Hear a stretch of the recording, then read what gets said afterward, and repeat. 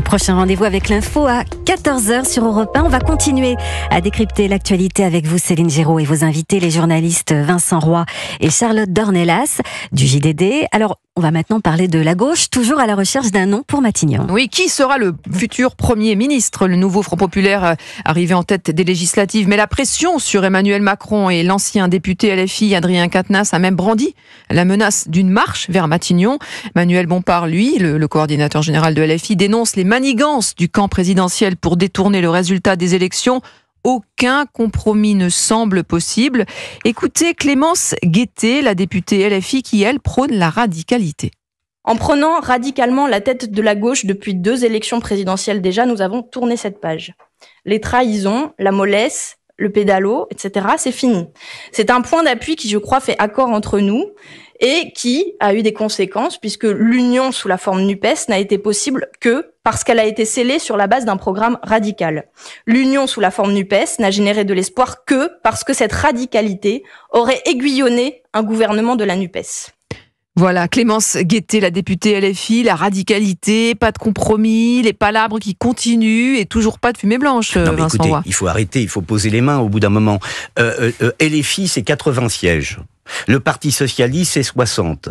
Les écologistes, c'est moins de 30. Bon, avec 80 sièges, vous ne prétendez tout de même pas quand même occuper le poste de Premier ministre. Ou alors je rêve, parce que ce nouveau Front populaire, il n'existe pas. C'est totalement composite. Vous avez c'est pas un parti, c'est une union de partis. Donc quand on parle de blocs, on avait parlé la semaine dernière, je crois que c'était avec Jacques Serret d'ailleurs, on avait parlé des 3 blocs. Bon, il y a un bloc qui n'existe pas vraiment. C'est pas un bloc le NFP. Faut arrêter. Ce sont des gens qui par ailleurs sont assez irréconciliables, sauf qu'il faut faire une alliance pour contrer le RN. Mais un socialiste pur jus n'a rien à voir avec un LFI pur jus. Oui, mais honnêtement, c'est une critique qu'il aurait toujours fait de l'extérieur. Et la vérité porte à dire que sur la question des désistements, je vous entendrai entre la majorité présidentielle, ou que je ne sais plus comment on l'appelle, mais bon, en tout cas le camp du président de la République, et le nouveau Front populaire.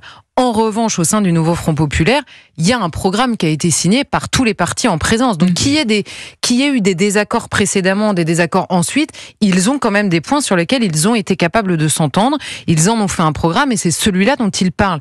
Là où Clémence Guettet a raison sur l'évolution de la gauche, des gauches ces dernières années, c'est que la France insoumise est clairement leader dans la radicalité des propositions qui finissent par être signées. Parce que elle met quand même un énorme scud à François Hollande, hein, on comprend bien via le pédalo. En parlant de la mollesse de la gauche, c'est terminé, on a tourné la page. Là où elle a raison, quoi. C'est ça. Ouais. Là où elle a raison, c'est que lors des 2 dernières élections présidentielles, c'est indiscutable, la France insoumise a raflé le pôle d'attraction à gauche dans les urnes, c'est vrai. Et aujourd'hui, ils sont leaders pour imposer leur radicalité. C'est encore vrai au moment où tous les partis de gauche se précipitent pour signer un accord, certes, pour être élu probablement pour beaucoup d'entre eux, mais pour signer un accord quand même. Donc c'est ça qui donne la force paradoxalement à LFI pour réclamer aujourd'hui de gouverner. Là où vous avez raison, c'est que ils ont un nombre de députés, il faut redescendre sur terre quand même, 80, même avec la NFP tout entière, et c'est d'ailleurs le problème de l'Assemblée et dans une large mesure celui du président de la République. Il y a aujourd'hui aucune majorité claire qui se détache, et par ailleurs, si on analyse le vote des Français, parce que là il s'agit de gouverner, donc d'avoir une politique nationale, les rapports de force ne sont pas aussi clairs que Jean-Luc Mélenchon ou les autres d'ailleurs. J'entends ce que vous dites, Charlotte, mais est-ce que vous pensez vraiment que, oui, il y a eu programme. Quand vous dites qu'ils se sont mis d'accord, vous pensez que sur ce programme, François Hollande est d'accord avec Jean-Luc Mélenchon? Mais moi, je ne pense pas à la place des gens. Je ne pense pas à la place des gens. Je constate que François Hollande a signé ce programme. En tout cas, ces guéguerres là, occupent la scène médiatique aux dépens du programme, des idées, aux dépens de tout le reste. Tiens, il y a Laurence qui nous appelle. Bonjour Laurence. Bonjour. Merci d'être avec nous en direct. Vous nous écoutez dans l'Isère. Vous vouliez réagir avec cette gauche qui cherche toujours son nom, un nom pour son Premier ministre, le Premier ministre à Matignon. Oui, j'espère qu'il sortira peut-être un jour. En toute honnêteté, moi, ce qui m'inquiète aujourd'hui, c'est qu'est-ce qu'on veut pour la France, très concrètement. Parce que si la France, ça se résume à LFI plus un petit peu d'écolo, plus un petit peu de socialo, contrairement à ce qui est sorti des urnes au niveau du 2e tour des législatives, on n'est pas du tout dans le bon terme, on n'est pas du tout dans le même registre. Ce qui est ressorti dans les urnes, c'est avant tout la droite au sens très large. Donc pour vous, et pas autre chose. Ouais. Pour vous, il y a méprise, quoi. Il y a méprise, et il y a même méprise sur mon vote. D'accord, méprise et mépris. Quand est-ce que depuis dimanche, moi, en tant que simple citoyenne, on m'entend? J'ai voté plutôt de couleur bleue, peu importe la couleur bleue. Donc à droite. Mais c'est plutôt à droite. C'est majoritaire. Si on met ensemble le RN, on peut en penser ce que l'on veut, plus les républicains, on est majoritaire. Nous, citoyens, nous sommes majoritaires. Moi, je me retrouve depuis dimanche à devoir, au final, avec ma famille, payer plus d'impôts, être plus taxée, alors que je l'étais déjà, simplement en étant de la classe moyenne. Je n'ai pas d'aide. Et est-ce qu'on a entendu ma voix? Absolument pas. Bah nous, on l'entend. Donc moi, maintenant, ce que j'attends, c'est que soit ensemble plus les Républicains, soit ensemble plus les Républicains, plus les RN, fassent une coalition intelligente, intelligence de travail. Je vous écoute depuis 7 heures ce matin sur différents registres. Oui, et ce que j'attends, c'est qu'il y ait une réelle coalition et qu'on arrive à contrer cette gauche qui n'a ni queue ni tête, qui ne ressemble à rien, où on a été capable quand même, où des gens ont été capables, mais c'est pas grave, d'élire un cheminot qui dit ce matin qu'il faut quand même nationaliser la SNCF, alors qu'il est lui-même cheminot. C'est ubuesque sur le principe. Vous avez raison, c'est un grand cirque, tout cela. Mais merci beaucoup, en tout cas, Laurence, pour ce témoignage. C'est du concret, c'est du terrain, qui nous écoute dans l'Isère et on l'embrasse. Oui, c'est frappé au coin du bon sens. Écoutez, il y a quand même quelque chose d'extraordinaire, c'est ce que disait grosso modo cette dame.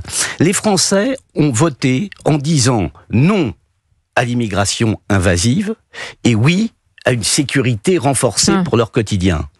Vous avez vu, ça a totalement disparu. C'est-à-dire que on a totalement méprisé ce vote. Le système électoral a aidé, les barrages qui ont été mis en place. Mais la parole des Français, ce qu'ils ont dit, on veut plus de sécurité, on veut des OQTF qui soient respectés, on ne veut plus de cette immigration invasive. Tout cela est passé totalement par pertes et profits. Et je comprends cette dame, je comprends pourquoi elle est en colère. Et vous savez, c'est Staline qui disait, peu importe le nombre de voix, l'important c'est la manière dont on les compte. Bon, bah là c'est très très clair depuis dimanche. J'aurais pas imaginé que vous puissiez citer Staline à 13h30. Parce que voilà, sur la question de la manipulation, chacun va aller compter de la manière dont il peut. Si on en revient aux strictes voix, et encore une fois pour un programme, pour la question d'essai, il ne s'agit pas de remettre en cause l'élection des différents députés et le fait que le nouveau Front Populaire soit arrivé en tête. La raison première, c'est que les gens plébiscitent des idées dans les urnes, et c'est vrai par le nombre de voix, mais que le barrage au Rassemblement national est plus fort que ça. Ça, c'est vrai. Ça, c'est une question de parti.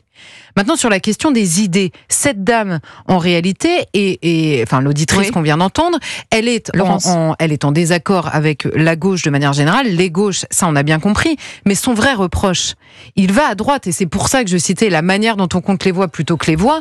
C'est que la manière de compter les voix pour rendre justement le nombre de voix visible, c'est en effet la coalition.